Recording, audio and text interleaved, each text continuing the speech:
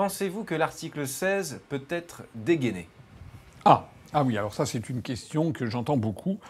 Effectivement, je ne l'ai pas évoquée précédemment, mais ça me donne l'occasion d'y répondre. Alors, l'article 16, à mon avis, fait l'objet quand même de pas mal de fantasmes.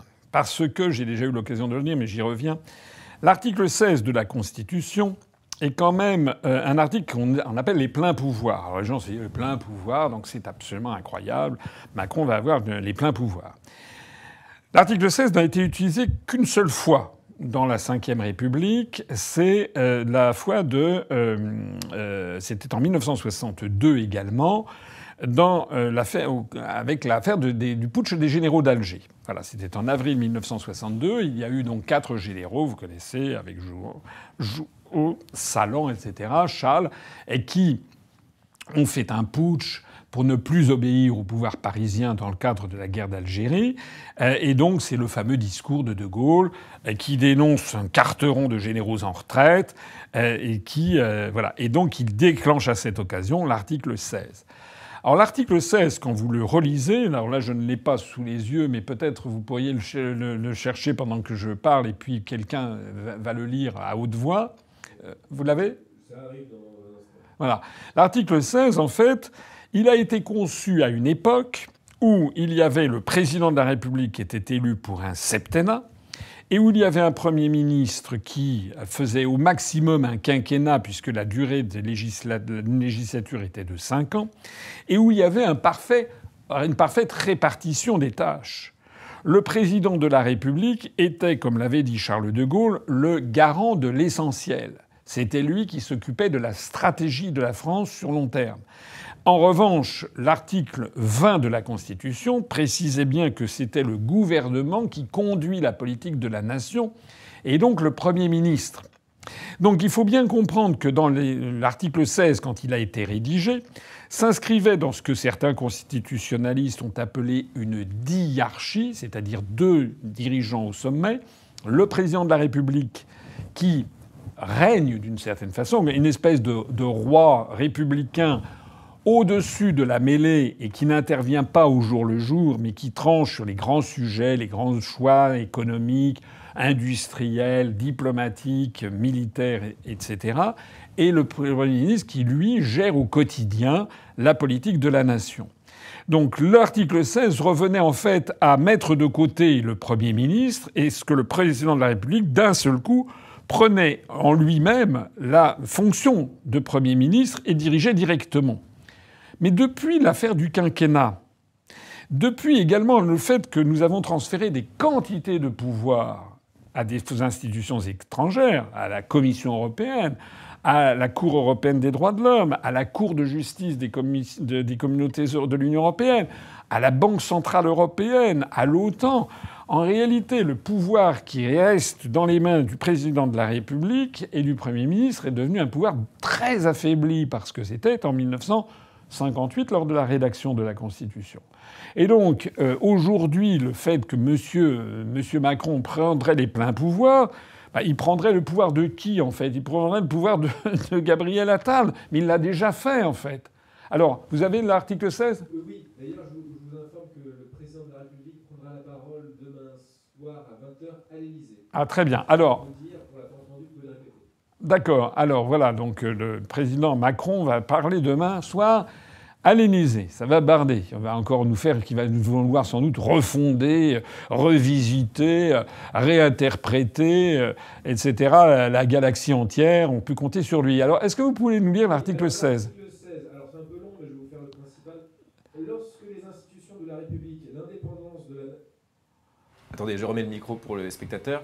Article 16. Lorsque les institutions de la République, l'indépendance de la nation, l'intégrité de son territoire ou l'exécution de ses engagements internationaux sont menacés d'une manière grave et immédiate et que le fonctionnement régulier des pouvoirs publics constitutionnels est interrompu, le président de la République prend les mesures exigées par les circonstances, après consultation officielle du Premier ministre, des présidents des assemblées ainsi que du Conseil constitutionnel, et en informe la nation par un message. Ces mesures doivent être inspirées par la volonté d'assurer au pouvoir public constitutionnel, dans les moindres délais, les moyens d'accomplir leur mission, Le Conseil constitutionnel est consulté à leur sujet. Le Parlement se réunit de plein droit. L'Assemblée nationale ne peut être dissoute pendant l'exercice des pouvoirs exceptionnels. Après 30 jours d'exercice, ces pouvoirs exceptionnels, le Conseil constitutionnel peut être saisi par le président de l'Assemblée nationale, le président du Sénat, 60 députés ou 60 sénateurs, aux fins d'examiner si les conditions énoncées au premier alinéa demeurent réunies. Il se prononce dans les délais les plus brefs par un avis public. Il procède de plein droit à cet examen et se prononce dans les mêmes conditions au terme de 60 jours d'exercice des pouvoirs exceptionnels et à tout moment au-delà de cette durée. Alors, c'est un peu long. Si c'était, on essaiera de le mettre quand on va diffuser cette vidéo, on essaiera d'ajouter le texte que vous venez de nous lire, ce long texte. Mais je voudrais attirer l'attention des gens qui m'écoutent et qui ne sont pas forcément familiers de la Constitution et de la façon dont ça se lit.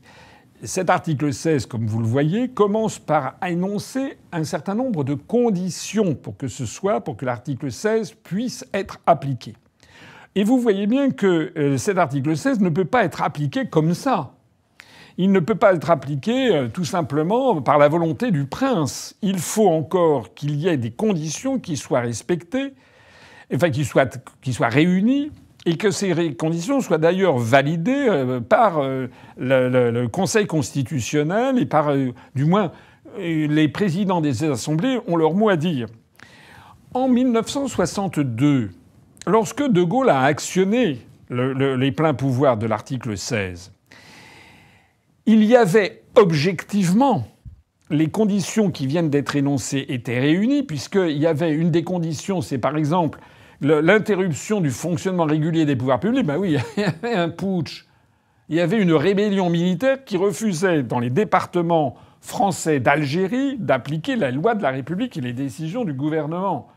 Donc c'était, en effet, c'était une rébellion, c'était un début de guerre civile, en fait. Et donc, personne ne pouvait nier que la condition pour lancer l'article 16 existait bel et bien. Alors que là, qu'est-ce qui pourrait motiver le lancement de l'article 16 ? Est-ce qu'il y a des menaces sur l'indépendance du pays ? Je crois que c'est ça. Alors oui, il y a des menaces, mais c'est pas depuis ce soir, hein, les menaces. Ça fait depuis 1957 et le traité de Rome. Bon. Et donc l'expérience a montré que le traité de Maastricht, la création de l'euro, la soumission à l'Union européenne, la soumission à Mme von der Leyen, tout ça, ça n'a pas été jugé nécessaire pour lancer l'article 16. Alors que pourtant, effectivement, c'est des menaces directes sur l'indépendance nationale. Bon. Je vous rappelle le tout début. Oui. Lorsque les institutions de la République, l'indépendance de la nation, l'intégrité de son territoire ou l'exécution de ses engagements internationaux sont menacées d'une manière grave et immédiate et que le fonctionnement régulier des pouvoirs publics... Et que le fonctionnement. Hein, voilà. Et que le fonctionnement... Donc il faut à la fois que le fonctionnement régulier des pouvoirs publics ne soit plus assuré, et il faut par ailleurs ces différentes menaces que vous avez vues, menaces sur l'intégrité du territoire, menaces sur les engagements internationaux, graves et immédiats. Actuellement, il n'y a rien de tout ça. Il n'y a rien de tout ça. C'est bon, Monsieur Barnier, son gouvernement tombe, et puis Monsieur Macron peut nommer un nouveau Premier ministre. Il peut d'ailleurs, j'ai même pas évoqué l'hypothèse, vous pourrez renommer Barnier. Je ne le crois pas du tout, mais bon, il pourrait éventuellement renommer Barnier. Rien que pour se moquer des Français, ça serait possible. Mais objectivement, si vous lisez à tête reposée l'article 16, la situation actuelle ne permet pas d'appliquer cet article 16. Maintenant, imaginons que Macron décide quand même d'appliquer l'article 16. Bon, il se heurte quand même à toute une série de conditions, vous l'avez vu.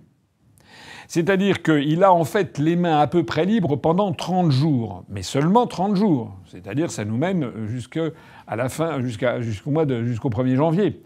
Et pendant ces 30 jours, qu'est-ce qu'il peut faire ? Prendre la place de M. Barnier ? Bon, on verra pas la différence.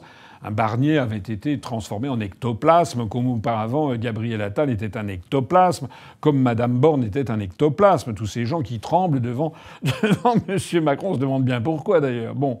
Donc en fait, qu'est-ce qu'il peut faire ? Non, la seule vraie différence qu'il pourrait peut-être y avoir, je crois, mais il faudrait en vérifier ça avec un constitutionnaliste, c'est que Macron décide de faire passer comme décret ce qui normalement relève du domaine de la loi. Et par exemple, de décider de l'application du budget sans passer par la procédure budgétaire. Mais vous avez peut-être vu, si vous avez suivi les débats, que Mme Le Pen a bien précisé que dans le débat budgétaire qui va donc se poursuivre, puisqu'il va y avoir normalement un nouveau Premier ministre, eh bien, elle votera le budget. Et en fait, on va vers quoi? Vers la reconduction du budget 2024, tout simplement. Donc tout le monde est à peu près d'accord là-dessus. Donc même là, il n'y a pas d'interruption violente du fonctionnement des pouvoirs publics qui est prévue. Voilà. Et puis encore une fois, si Macron faisait ça, il faudrait quand même qu'il demande l'autorisation. Pas l'autorisation, parce qu'il peut braver l'autorisation, mais quand même, il doit demander l'avis du président du Sénat, du président de l'Assemblée nationale, du Premier ministre, je crois. Enfin, le Premier ministre, il n'y en a plus, il est démissionnaire. Et puis du Conseil constitutionnel. Ça fait quand même toute une série de structures qui, quand même, ont accès aux médias et qui pourraient dire attention, attention, attention. Puis j'ajouterais aussi encore autre chose sur cet aspect d'article 16. C'est que lorsque De Gaulle a lancé l'article 16, encore une fois, dans un cadre très particulier, où il empiétait sur le pouvoir de Georges Pompidou, il a mis de côté d'une certaine façon pendant quelques semaines le Premier ministre. Il s'est emparé, mais là il n'y a pas besoin, on a des ectoplasmes, je l'ai dit. Deuxièmement, il avait affaire à une sédition. Il avait affaire à une guerre civile, une sédition sur le territoire de la République. Donc l'article 16 s'appliquait en effet. C'était vraiment le cas d'appliquer l'article 16. Mais il y avait une troisième chose, c'est que Charles de Gaulle était extrêmement populaire. Puisqu'il était revenu au pouvoir en 1958 dans le cadre de la destruction, de l'autodestruction de la 4e République, qui était en train de sombrer, un peu comme aujourd'hui d'ailleurs, dans la soumission complète aux États-Unis, à l'OTAN, etc., et avec des gouvernements, avec des nullités, avec une classe politique absolument nullissime, comme aujourd'hui d'ailleurs. Et De Gaulle avait repris les choses en main à partir de mai 1958. Et en 1962, donc 4 ans après, les Français avaient déjà constaté une sacrée amélioration. D'un seul coup, De Gaulle avait rétabli l'autorité de l'État.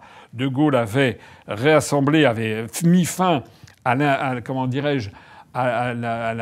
valse des gouvernements, des ministères, etc. Il avait mis des gens capables, des gens responsables, des gens nouveaux, des têtes nouvelles, à commencer par Georges Pompidou, par exemple, que les Français ne connaissaient pas, des gens compétents. Voilà. Donc De Gaulle, quand il lance l'article 16 en 1962, en plus, il a un soutien massif de la population. Mais aujourd'hui, Macron ne peut même pas sortir dans la rue sans se ramasser un œuf sur la tête, ou une paire de claques comme il l'avait déjà eu. Donc aujourd'hui, la détestation de Macron est énorme. Il y a au moins 70% de la population française qui le déteste. J'ai vu un sondage qui est passé, il y avait, je crois, 63% des Français qui demandaient sa démission, qui pensaient qu'il fallait qu'il démissionne en cas de chute du gouvernement Barnier. On y est. Sauf que Mme Le Pen, elle fait semblant de croire que Macron veut démissionner ou va démissionner. Non, il faut... C'est pas bien de mentir comme le fait Mme Le Pen aux Français. Il faut que tous les députés, j'y reviens, d'opposition, et les sénateurs aussi, se disent maintenant, il faut maintenant crever l'abcès. D'ailleurs, je crois que c'est monsieur comment il s'appelle, Jean-François Copé, qui a dit que c'était impossible. Il a dit ça, impossible, en insistant sur la séparation des syllabes, que Macron reste jusqu'en 2027. Il est fou, il faut absolument s'en débarrasser.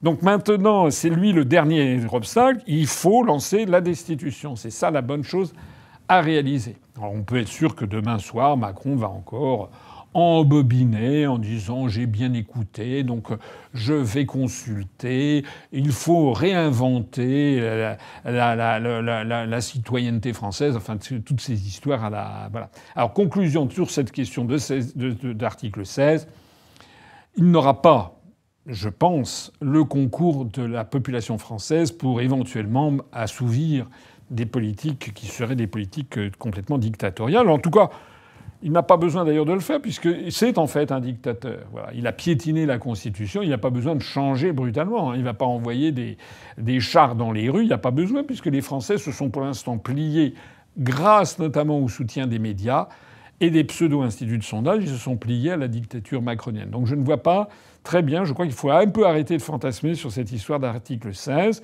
Et en revanche, les Français devraient se mobiliser sur l'article 68 qui permet de destituer Macron.